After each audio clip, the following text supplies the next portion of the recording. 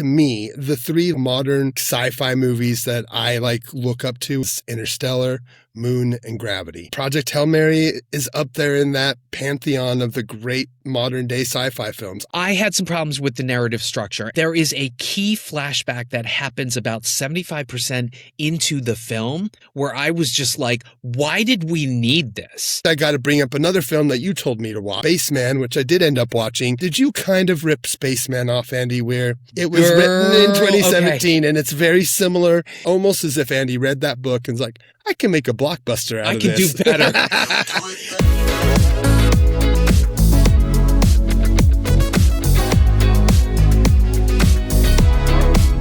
Hello, friends and listeners. You got another brand new episode of Watch Skip Plus. We want to be your go-to source for insightful and pop-cultured movie reviews. I am Cupcake, desperately in need of a shave, and I'm joined by my co-host, Mike, the wildebeest, who almost got taken out by a bad case of bronchitis, y'all. That was bad. Like I was telling him off camera. Yikes. I used to have asthma as a kid, and I end up, whenever I get a chest cold, like once a year maybe, it ends up going right to my lungs, and I get a case of bronchitis. So up until yesterday, I wasn't sure if I was going to make it, but I felt much better yesterday. The cough went away. Now it's just the lungs are healing and the bronchial tubes are healing. But yeah, and I got to get to the movies, which was awesome. Nice. Speaking of which, what are we reviewing this week? We are reviewing Project Hail Mary. Oh, yeah.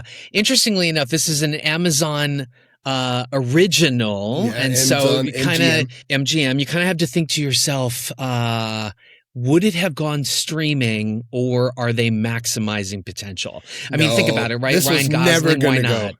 This was never going. You don't think so? No, because Lord and Miller were like they were shopping this thing around. I think Amazon bought it just Nice because they wanted to create it. Go ahead. So you mentioned Lord and Miller. Lord Miller, basically like famous duos like Siegfried and Roy or Shannon and Swift. But Phil Lord and Christopher Miller, they are a filmmaking duo.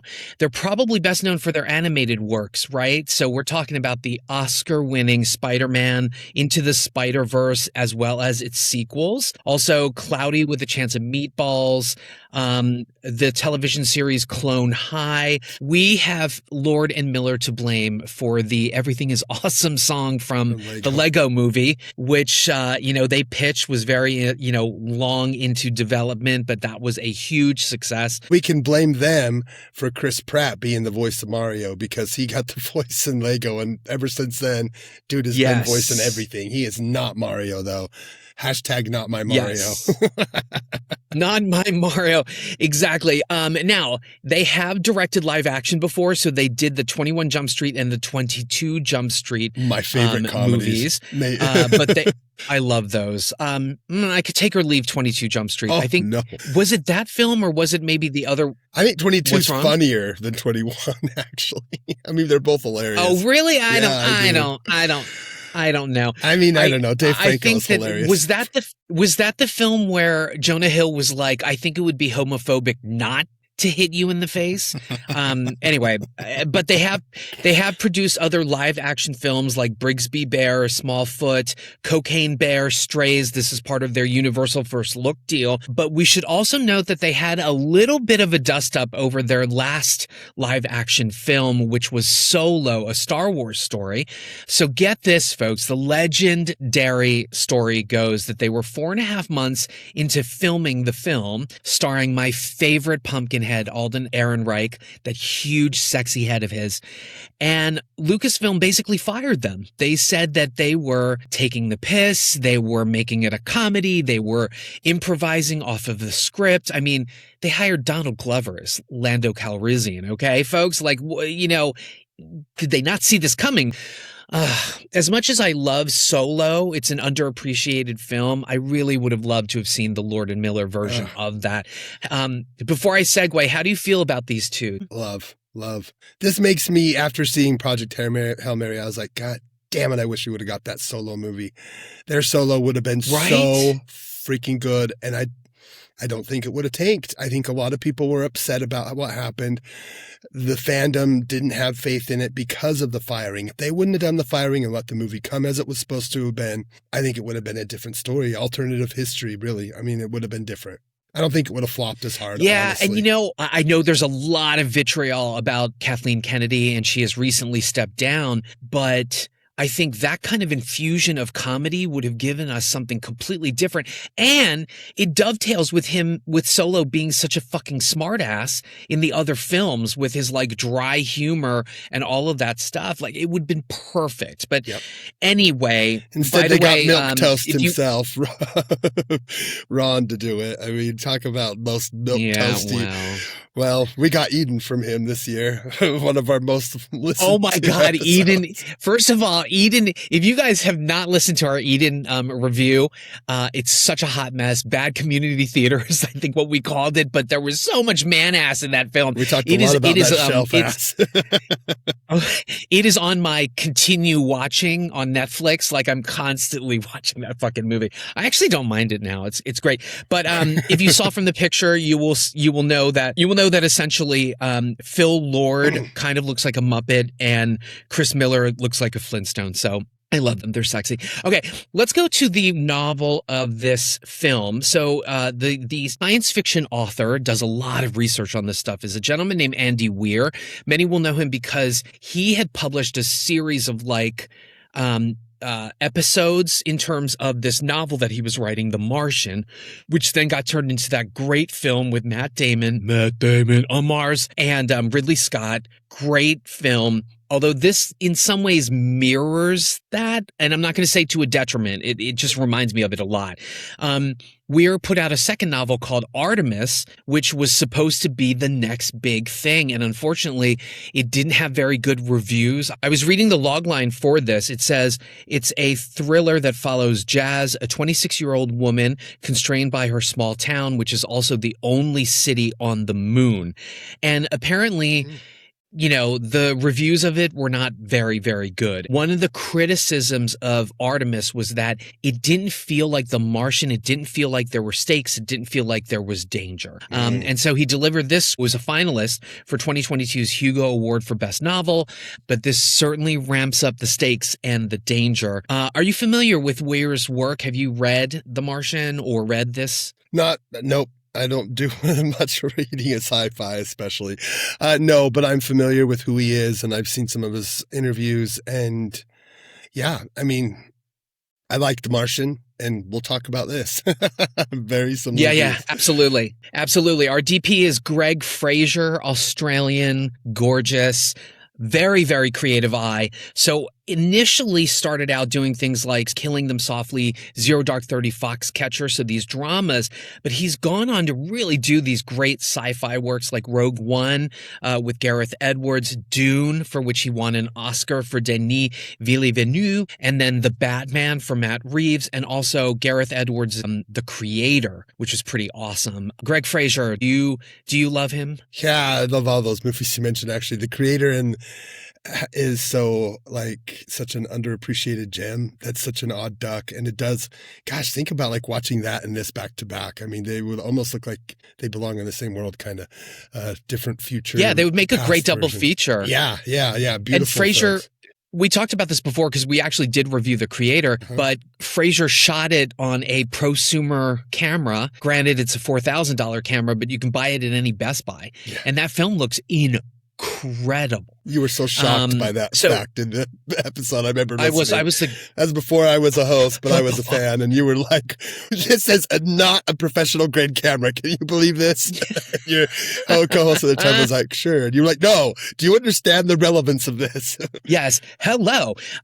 So we're actually just really quickly. I'm going to nerd out here, but Fraser does something called a film out process, which if you dive into the making of like say Seven, and I believe that was Darius Kanji, but they do things with the film and then like reprocess it potentially. But the film out process specifically that Fraser works with is he shoots on digital, they transition the digital to film, and then they rescan the film at 4K and then do all the fun things that they do.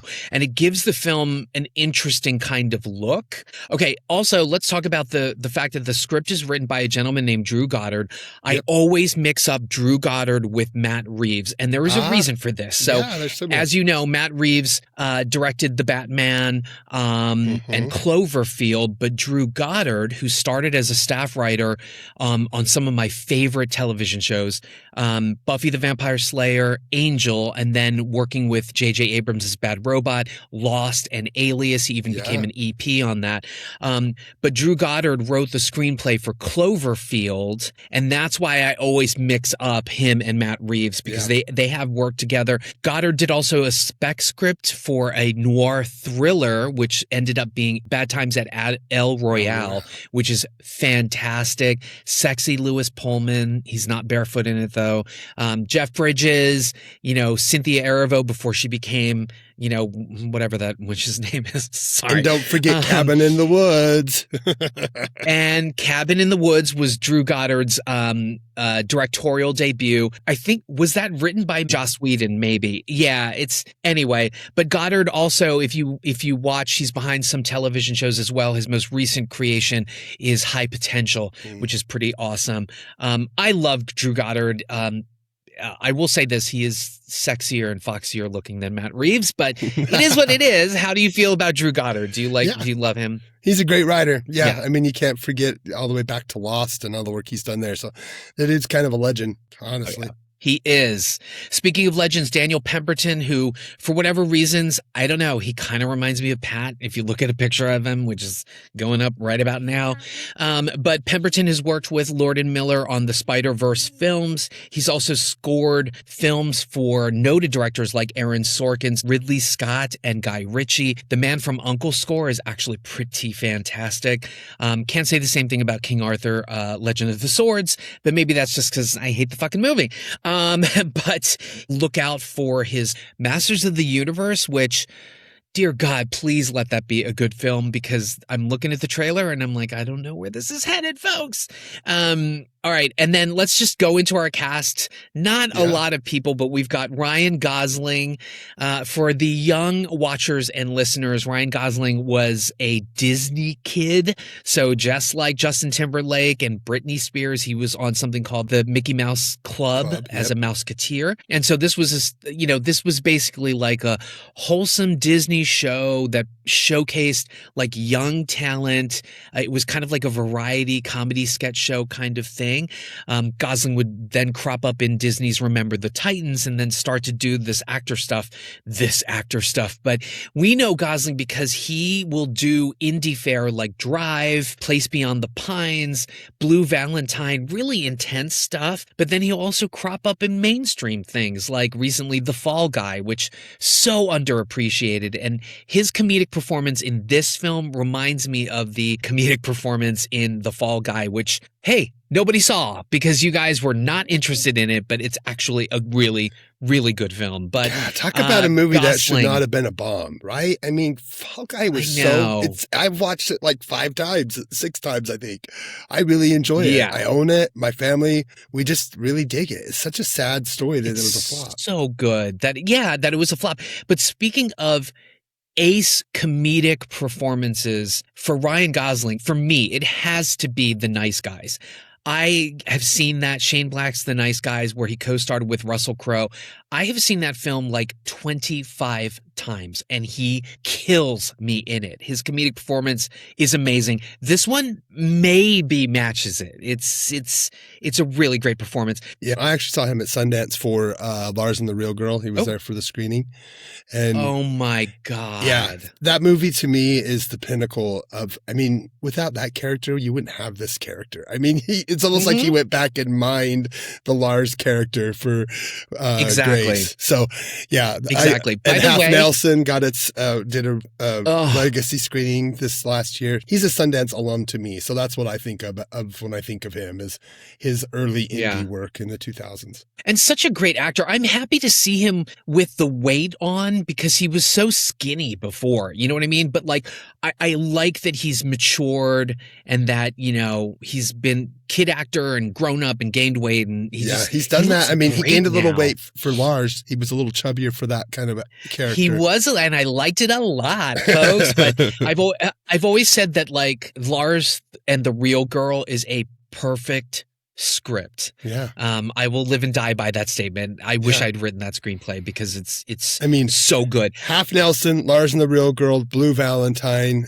and Drive were like within like a 2 or 3 year period. That's prime. Anyone, I will put him up with listen, like De winning. Niro. I'll put him up there with the Yeah. classics. I know it's still early in his career, but I'm telling you, Baby Goose is going to be looked at as one of those greats. Yeah, he's one of his generation's greatest actors, like, and has more to come. You know what I mean? Like, Yeah. he's so magnificent. Also, he married Eva Mendes. So Yes. as if having a brilliant acting career wasn't enough, he's winning because he married Eva Mendes. God, pretty people. And they have kids. Jesus criminy. What I do their know. kids God look damn like? it. I hate the both of them. They look like magical gods and goddesses, okay? Lord have So mercy, she's also in the beautiful. cast, really quickly, we've got Sandra Hüller, German actress. Many may know her from Anatomy of a Fall, which is a harrowing, stressful watch that was nominated in 2022 for a Best Foreign Language Film. She is incredible in that film. I still don't know what happened at the end. I still don't know what the answer is. But Anatomy of a Fall, people, please check that out. And then we've also got James Ortiz. I did not know this. He is a puppeteer and an actor and a voice actor, obviously, but he is the voice and the puppeteer for Rocky. We'll get to who Rocky is. Obviously, if you've seen the trailers, it's the alien life form he encounters. But he was part of something in 2016 called The Woodsman. So he was a puppeteer of this musical that basically is based on the L. Frank Baum writings, and it's an imaginative retelling of the origins of Oz's Tin Woodsman. And so he did the puppeteering of the actual puppet on stage, which is cool. kind of cool. And then blink and you'll miss certain actors and actresses like Ken Lung is in this, a veteran of Lost. You'll also see Gorgeous Milena Vaintrub. She pops up. And yes. Oh my gosh, she's a fire show. She is gorgeous. People will know her best as the AT&T girl, but then she also showed up in, what was that movie, Werewolves Within, which hilarious. I actually dug. I thought it was pretty fucking Her accent funny. was a little interesting in this. She tried to be like a thick Russian accent or something. Russian. Yeah. Well, I mean, listen, I think she is Russian. I think she is too, yeah. But strangely, I wasn't buying the Russian accent. I wasn't but, either. You know, it is what it is. It's fine. I'm not an expert, although I tried to learn Russian, but I'm not an expert on it. It's fine. But she's gorgeous, so I love seeing her here. Yes, absolutely. Okay, here we go. We're going to do it. Spoiler-free thoughts on Project Hail Mary. Mike, I'm going to start with you, and I'm wondering if your favorite phrase will make an appearance in your spoiler-free review. Do you know what that phrase is? Too long. This did not need to be 2.5 hours. But anyway, go ahead. Yeah, what did you think of it? For me, like, I'm not a big, like, sci-fi guy. I know we've had these discussions. I've never seen a Dune. Or a June, if you talk to Kevin. You've or never Brian. seen a June? I've never or seen June? June. I've never seen June. Okay. No, I've never seen a Dune, which I guess I have to fix because the third one looks good. It's coming in December. Blade Runner, the sequel, Ryan Gosling was in that, wasn't I he? actually had never seen the Blade Runner sequel because I kind of feel a sort of. I know I need to. I probably need to. But to me, the three like modern like sci-fi movies that I like look up to as being what I love is Interstellar, Moon, and Gravity. So to me, I'm going on a limb and I'm saying that Project Hail Mary is up there in that pantheon of the great modern day sci-fi films. I love this thing. I don't love sci-fi, but I loved this movie. It's early, but this is the favorite thing of the year that I've seen. This is the best film I've seen since I watched Bone Temple, honestly. This really worked for me in every way possible, and it's all because of Ryan Gosling. You know, get those Oscar pools ready. Here comes another nomination for our boy. It's coming. Oh, yeah. He's getting a nomination for this performance. I know it. He's so good in it. Everything of this film just falls on his shoulders, right? Now, curious, I got to bring up another film that you told me to watch. I should have probably brought up earlier, which was Spaceman, which I did end up watching. We should have brought that up. Andy, did you rip that book off? did you kind of rip Spaceman off, Andy Weir? It was written in 2017, and it's very similar in concept and theme. It's about a Czechoslovakian astronaut that's goes up into space. Played by Adam Sandler, played by a big actor who has a spider that shows up on his ship. Not a rock spider, but an actual spider. But is this in his head or is it real? That's what you're playing with the whole time. His marriage is falling apart and it's more existential. But it's almost as if Andy read that book and was like, I can make a blockbuster out of this. I can do better. I could take this existential Czechoslovakian thing and turn it into a blockbuster. And that's what he did. So you know what? I had been telling everybody, I was like, I'm seeing these trailers and it looks a lot like Space by, I believe the director is Johan Renck. Yep. Spaceman, yeah. This is a much better film than that. But obviously, but it made an interesting, I watched it right after I got back from Project Hail Mary. I threw it on and I dug it. I didn't love it, but yeah Andy, you kind of took some of these, at least bare bones like concept of the plot, which basically is there's some kind of band of fluid or something that's eating the sun, and we need someone to go up into space to find out what's going on. And he is a teacher, middle school teacher, who is a once famous like research scientist who got disgraced because he had a concept or paper based off of a theme he brought forth that was kind of debunked. So this was his ability to come back basically. And we've seen this kind of concept. You get the weird scientist to come in and help with the government, back to Armageddon. We've seen these kind of movies before. We got to save the world and we need this guy to do it. But the difference here is the direction. Everything about the direction is wonderful in this. The pacing, the structure, as we're seeing the past and the present is so beautifully spun together. I loved it. And I know you hate that. And that's I'm going to shit on that narrative. I'm going to shit on that narrative. As soon as I saw that narrative, I was like, I said, Jose's going to hate this narrative structure because you hate that structure, which I get. But to me, it really masterfully worked. Without going into spoilers, basically, we wake up, the movie starts with Ryan Gosling on a spaceship and he doesn't have memory. So what we do is we get flashback scenes, but they act as bits of his memory.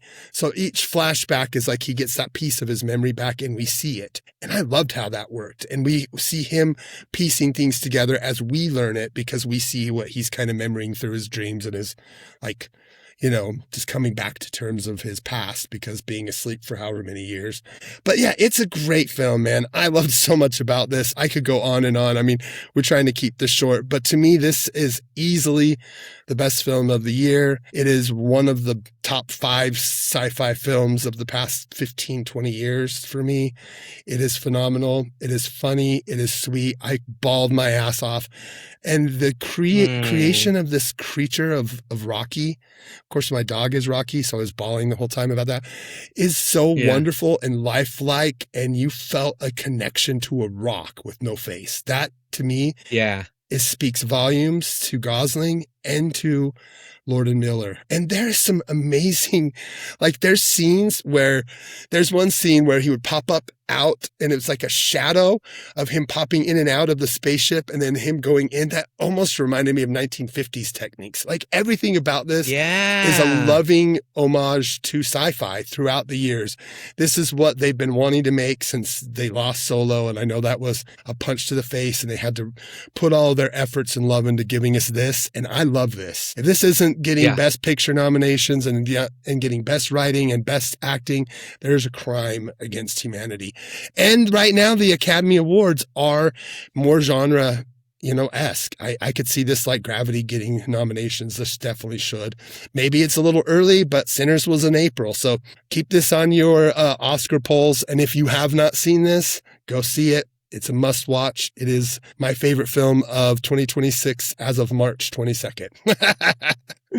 All right, exactly. We still got a whole fucking year. Certainly still. But yeah, so listen, as you know, I really hate that kind of narrative structure. Okay. But first of all, let me just say, yeah, this is great. It's like an early popcorn film, but even for me to say popcorn film is insulting the sort of like level of storytelling that's here. Yeah. It's smart. It's intelligent. I will fully admit, though, that when they announced how they were going to solve everything, I was like, wait, what? What? Roll it back. And then but you just go with it or whatever. Yeah. But anyway, it's a popcorn movie. It's a disaster flick. It's like, it's heartwarming. It's a character study. Yeah. It's everything. And it's science forward. It's brilliant. Yeah, it's really good. I will say at some point, I'll talk about this in the spoiler section, but I started to feel the length. I was like, oh my God, it's not going to end for another fucking hour. But it goes by very fast. So just like Killers of the Flower Moon, I did not look at my watch once. Yeah, like it was, and that is all due to Drew Goddard's screenplay, the fantastic visuals, and of course, Ryan Gosling. The man may have low arches, but I could not stop watching him. He owns this movie. And you know what is even crazier? I cannot think of another actor who could take this role and could have pulled it off. No. Like if you put in a Jake Gyllenhaal or a Ryan Reynolds, it wouldn't feel the same. He feels like a and geek. Also if Ryan feels like a real but if nerd. Ryan Reynolds was in this, I would have wanted him to get sucked out into space and die. No. But yeah, this is really great. I had some problems with the narrative structure. And the only reason why I say that is because when you look at the movie, in retrospect, it's crammed with so much information, so much story, so much character development that even the flimsy way that they hang this sort of like flashback narrative onto us, the fact that he's lost his memory in some ways, it doesn't necessarily work because then he starts doing stuff and then we're like, why is he flashing back? But there is a key flashback that happens about 75% into the film where I was just like, why did we need this? Like there was no reason for us to discover something about Sandra Hüller that she ultimately did. And I feel like if you had cut that out, this would be a tighter film because all of the other character development that we need to know is there.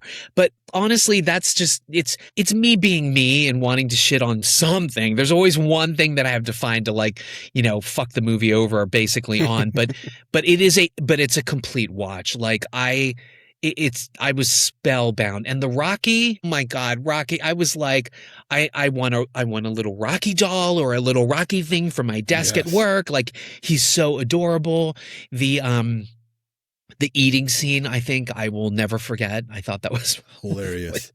Hilarious. But yeah, what an achievement. Lord and Miller, so good. And honestly, fuck you, Lucasfilm, for screwing over their Solo. Yep. Because I imagine it would have been just as good as this. Yeah. If not better. Now, this does remind me a lot of The Martian, just because we get to learn, who he is and his skills as a scientist. We get to, be like, huzzah, when he makes things work, just the way Matt Damon did in, The Martian or whatever. But one last thing, and then we'll get on to our spoilers, which we'll record. As you know, folks, new episode every Friday, and then Sunday we give you the spoiler-free discussion.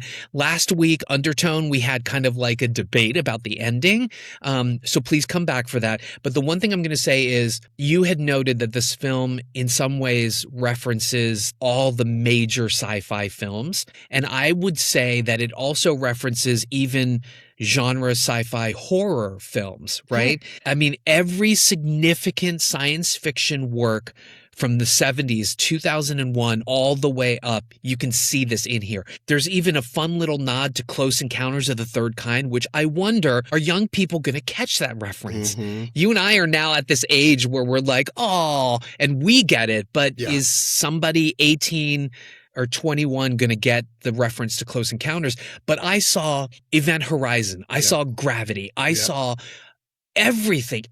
Every major sci-fi film is in here.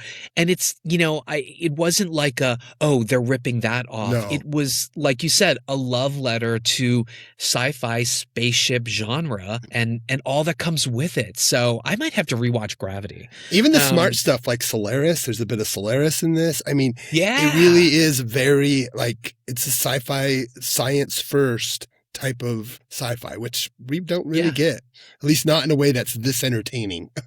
But also stakes like saving the world. So I'm looking at Danny Boyle's Sunshine, The Core. Do you remember The Core with fucking Hilary Swank and Aaron drill Eckhart? into the earth? That's awful. I mean, wasn't that directed by John Emile, who I actually love? Entrapment, folks. What a great fucking movie. But yeah, so it's all of that. But yeah, there's no reason to sleep on this, folks. Nope.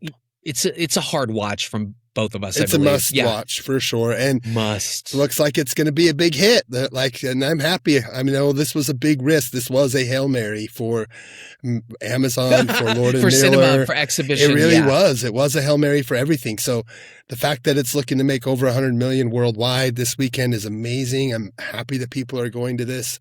And I'm not a sci-fi guy. I can't say that enough, that even if you don't like sci-fi, go to the theaters and see this. You will find humanity. You will find heart. You will find action. You will find suspense. You will find love. Everything is there. And I just can't express how much I love this film. It's what I needed after this battle with bronchitis, which you can still hear. It was that warm cinematic hug that's like, hey, Mike, it's okay.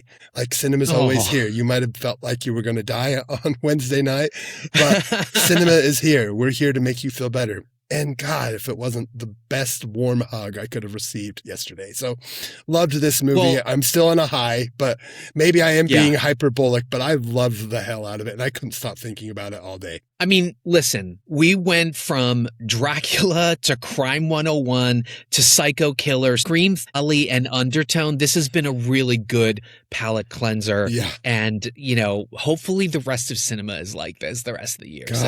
We needed this. Please, for sure. Definitely. Okay, folks, come back for our spoiler free. Don't forget, spread the word about us, make comments, let us know what you thought about this. Like I said, the narrative structure drove me freaking batty, but it's a really, really great film. But if you love us, you'll also certainly love our Podfathers, Gentleman's Guide to Midnight Cinema and Not a Bomb, the OGs, our inspiration, the Night of the Living podcast. They've been doing it for so long. Andy and Troy were actually at Horror Hound. I don't know if you saw that, but Andy got Gina Gershon to sign a bag of dog chow from Showgirls. That was their thing. Like, I used to eat doggy chow or whatever. So That's funny. And Andy was wearing a shirt that looked like the Versace dress that Nomi is wearing that she bought in Showgirls. Brilliant. Just brilliant.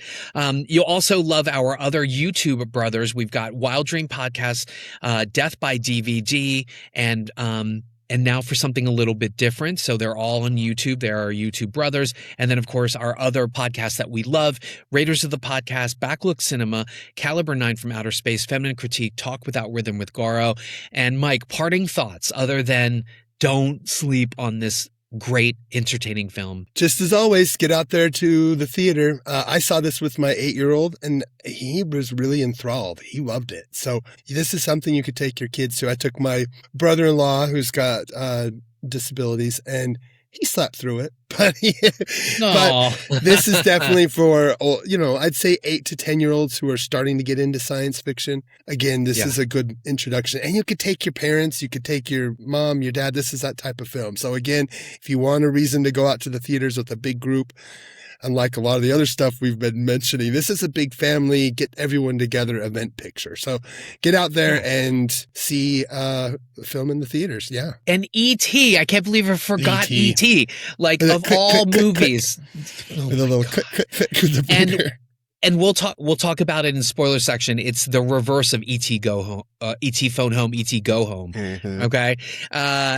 All right. As always, folks, be kind, be open, be vulnerable. That's where the art is. All right. Check out our spoiler discussion. Peace. All right. Bye.